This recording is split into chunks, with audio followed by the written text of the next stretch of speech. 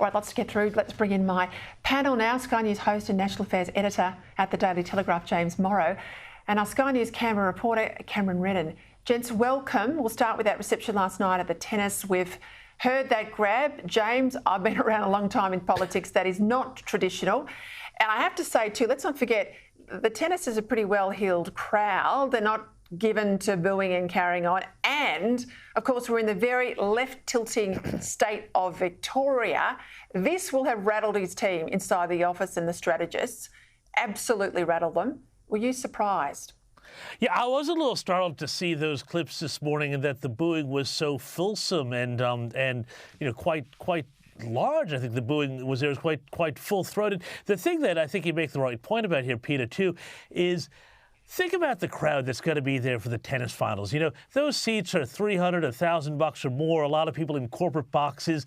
These are not, working class battlers. These are not tradies who are going to lose out because their business is through their personal income and they're not going to get their state 3 tax cuts. These are people, I reckon that crowd would have been 70, 80% yes voters. They're the cultural left, the corporate left that we keep talking about on this program around Australia Day. I bet none of those people who were booing were having big Australia Day barbecues on Friday. This is real heartland stuff for Albo, who really wants to be in with these sort of people who he considers, for some reason, the cool kids of Australian society. I think that would have been a big blow to his ego.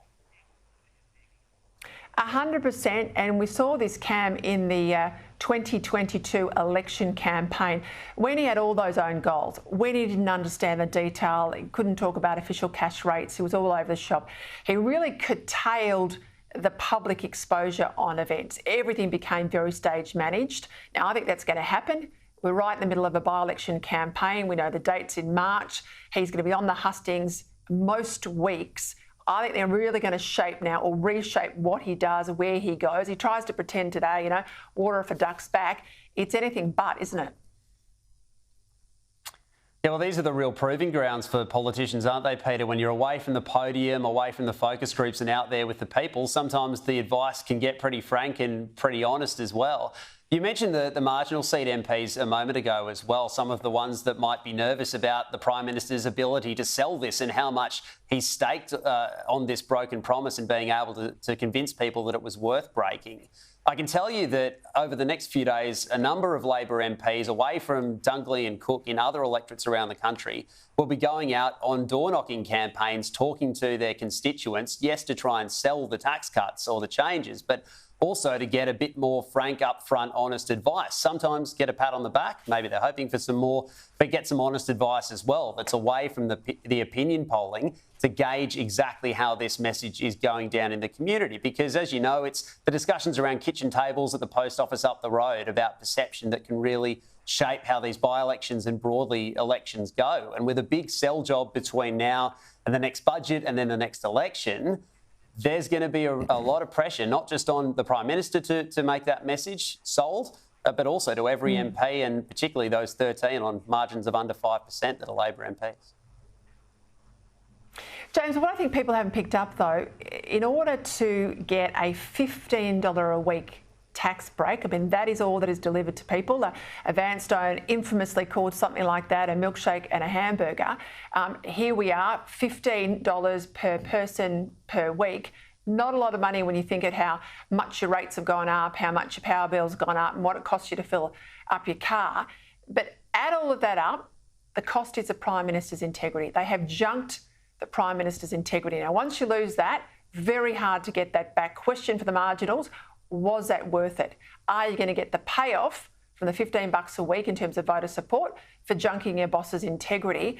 But this analysis in The Guardian today, and I think this is really interesting, it makes a point that working class voters in coalition seats are the biggest winners out of last week's backflip. So my view is, my read on that, the strategist shredded the PM's reputation to try and get a foothold in this working class flank of seats that the Liberals currently hold. So that's why they did it.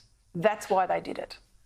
Well, yeah, Peter, look, I think that's correct. And I think what it is, it's a recognition that they're trying to backfill against a strategy of many in the Liberal Party now, which is to go after those working class seats that Labor had basically abandoned, where they felt that Labor had abandoned them on the back of a whole bunch of cultural issues around globalism, around trade, that sort of Trumpian populist sort of thing, I guess you could say.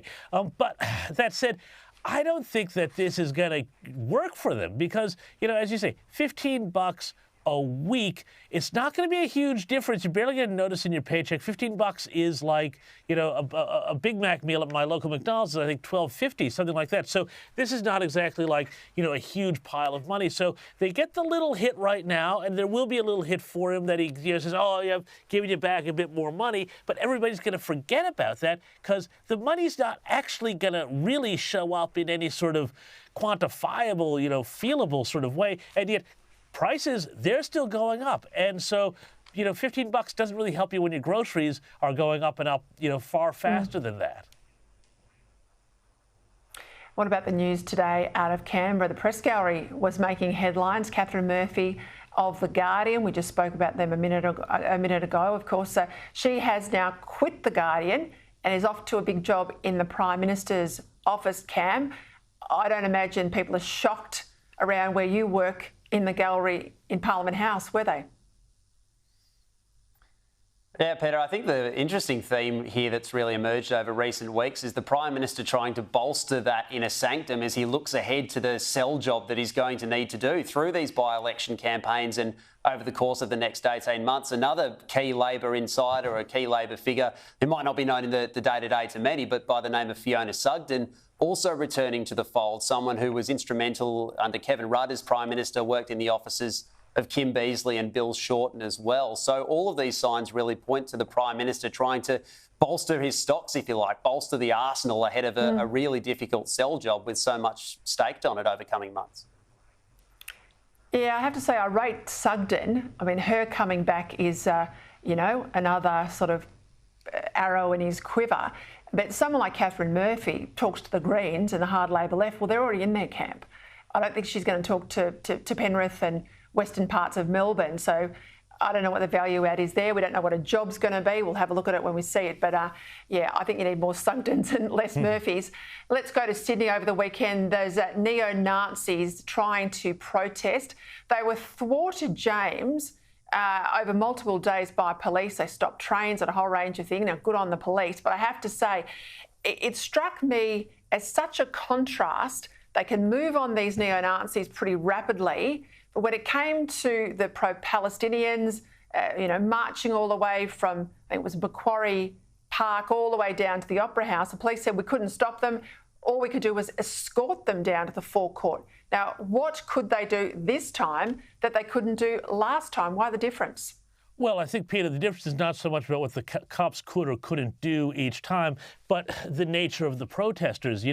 When you spoke to police, New South Wales police, in the wake of those horrible Gas the Jews protests, by the way, protests that occurred, everybody needs to remember, before Israel fired a single shot back in response at Hamas. So they were not protests about, Israel, how they were treating Gaza, how they were treating the Palestinians, how they were treating Hamas.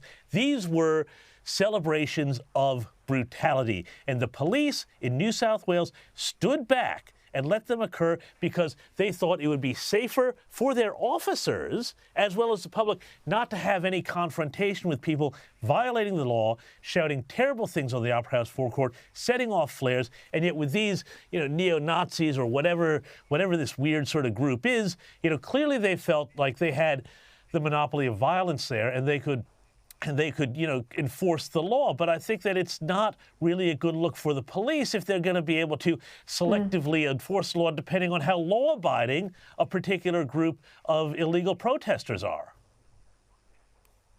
Hey, just very quickly, Kevin Rudd out there over the weekend basically recanting all his criticisms of Donald Trump. I think he fears he'll end up in the White House. He has to try and, mend bridges and make a mate out of Donald Trump. I think this is more about Rudd trying to keep his job, because if there's no relationship between our ambassador and the president, you've got to change the ambassador. Do you think Rudd gives a toss? Look, Sorry, do you think Trump gives a toss? I think Trump would find it just absolutely hilarious, Peter, that Kevin Rudd is now trying to, say, oh, no, I didn't mean any of those mean things. I think Trump would probably find this, to the extent that it's on his radar screen, absolutely hilarious. All right, got to leave it there. Thank you, gentlemen. Thank you, Cam. Thank you, James, as always.